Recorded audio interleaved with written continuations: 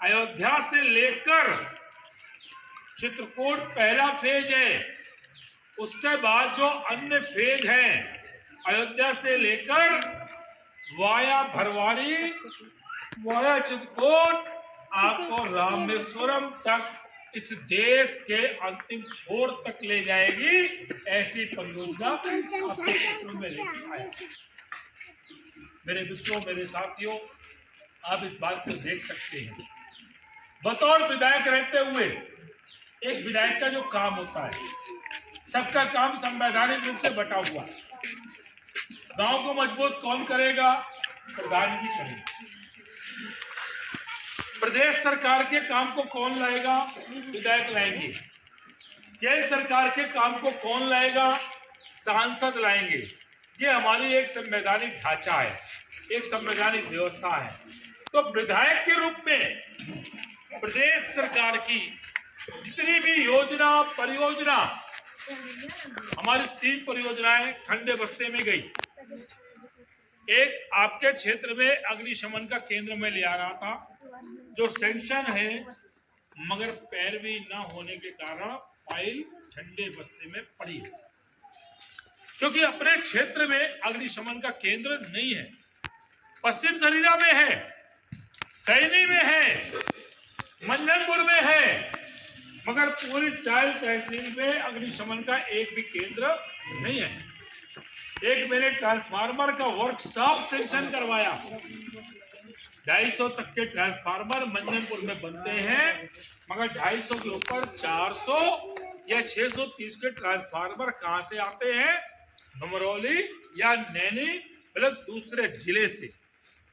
मैंने उसका एक वर्कशॉप सेक्शन कराया, ठंडे बस्ते में गया।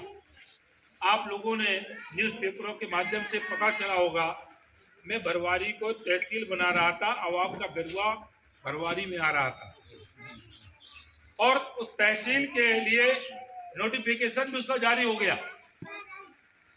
गठन भी हो गया, प्रपोजल बन के चला गया।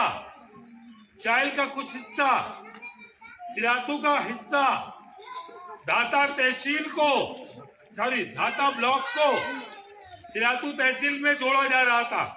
ये मेरा पहल था, क्योंकि धाता वाले बड़े समय से मांग कर रहे थे कि हमारा फतेहपुर मुख्यालय बहुत दूर है, हम कौशाम्बी से जुड़ना चाहते हैं। तो धाता को मैं कौशाम्बी जुड़वा रहा था, सिरातू का विस्तार धाता तरफ करा रहा था, इधर का एरिया सिरातू से निकाल रहा था, चायल का इधर का एरिया निकाल रहा था, और भरवारी में एक तहसील का निर्माण टेंटेटिव जारी हो गया था। फाइनल नोटिफिकेशन जारी होने से पहले ही चुनाव आ गया और मैं पूर्व विधायक बन गया। तो मेरे मित्रों, मेरे साथियों, एक विजन था मेरा, गंगा के तट पे से लेकर यमुना के तट, नंदा के पूर्वा में मैंने यमुना पुल की घोषणा करवाई, डीपीआर बना, सर्वे हुआ, कैबिनेट से पास हुआ, वित्त विभाग को फाइल स्वीकृति के लिए गई, मगर स्वीकृति मिलने के पहले ही प्रदेश चुनाव में चला गया और हम पैरवी करने की स्थिति में नहीं रहे। आज वो परियोजना भी ठंडे बस्ते में गई। उसके पीछे मेरा क्या उद्देश्य था? शंकरगढ़ का जो एरिया है वो नंदा के सामने पड़ता है, 10 किलोमीटर शंकरगढ़, उस एरिया को पूरे हम अपने कौशाम्बी से कनेक्ट कर रहे थे। औद्योगिक क्षेत्र जहाँ पर तमाम औद्योगिक इकाइयाँ लगे, 10-20 हजार लोगों को रोजगार मिले, और रोजगार के लिए हमारे क्षेत्र से मुंबई या तमाम ऐसे शहरों में जो लोगों का पलायन होता है, उनको दूसरे शहरों में पलायन, उनको रोजगार मिले, ऐसा मेरा भरवारी नगर पालिका परिषद हमने बनाई, चरवा नगर पंचायत हमने बनाई, कई फ्लाईओवर हमने बनवाया, लगभग 335 सड़कें पूरे विधानसभा में मैंने बनवाई जो पीडब्ल्यूडी की थी, क्योंकि विधायक का अधिकार पीडब्ल्यूडी पे होता है। और आज भी, अभी कल ही हम लोगों को लेकर आया है। पूर्व विधायकों से भी सड़कों का प्रस्ताव मांगा गया है। अध्यक्ष जी, PWD की कोई भी सड़क हो, जर्जर हालत में हो, हमको दे दीजिए, हम उसको बनाएंगे।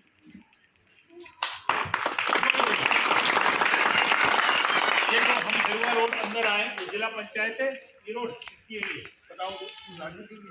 ये रोड जो आपके मार्ग से अंदर आगे हुआ, मेरी बेटी मेरा स्वाभिमान। आज भी कोई बिटिया अगर उसके साथ गार्जियनशिप का अभाव है,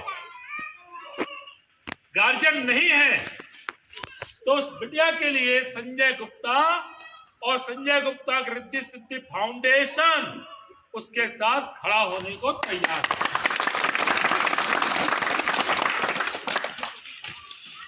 अभी कुछ दिन पहले एक बिटिया को मैंने स्कूटी दिया,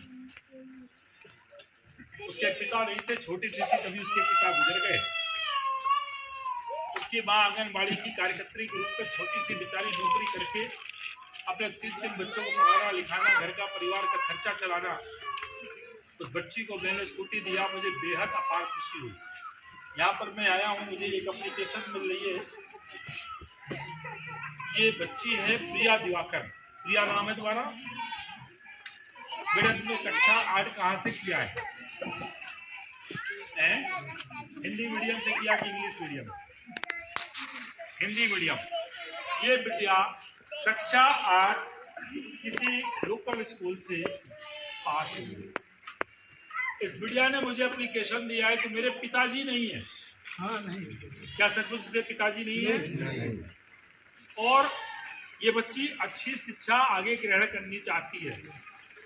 मैं आज इस चौपाल के माध्यम से मैं प्रिया दिवाकर को इसके सर पे हाथ रखकर गोद लेते हुए घोषणा कर रहा हूं कि 9 से लेकर 12 तक हमारे एनडी कॉन्वेंट स्कूल में इसकी फ्री एजुकेशन।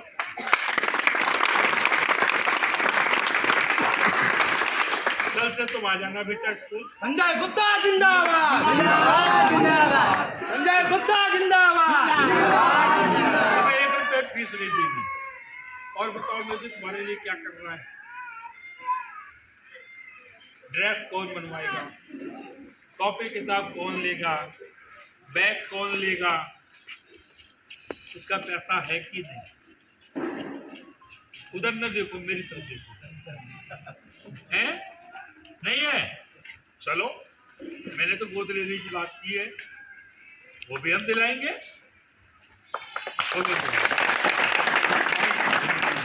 कल आपकी जिम्मेदारी है, इसे लेके एनडी कॉन्वेंट जाएंगे आप, मुझे फ़ोन करेंगे, मैं फ़ोन करके बोलूँगा।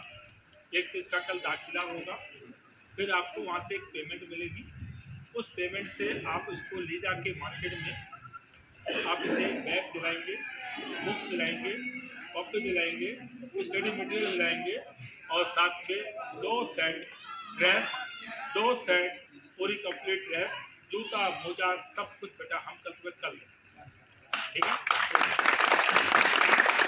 घरवाली कैसे आओगी? साइकिल को घर पर चला लेती हो? साइकिल है कि नहीं? साइकिल कौन सी है, जेंट्स वाली है कि गर्ल्स वाली है? जेंट्स वाली ना, तो मैं कल एक गर्ल्स वाली साइकिल दी। अब वो साइकिल तुम नई साइकिल लोगी, बढ़िया नए पूरे कपड़े, नया बैग और बढ़िया से बिल्कुल मेंटेन होके स्मार्ट गर्ल बन के तुम आओगी। वही फोटो मैं फेसबुक पे अपने साथ पोस्ट करूंगा। ठीक है? मेरे पास आओ, एक फोटो निकालो बेटा।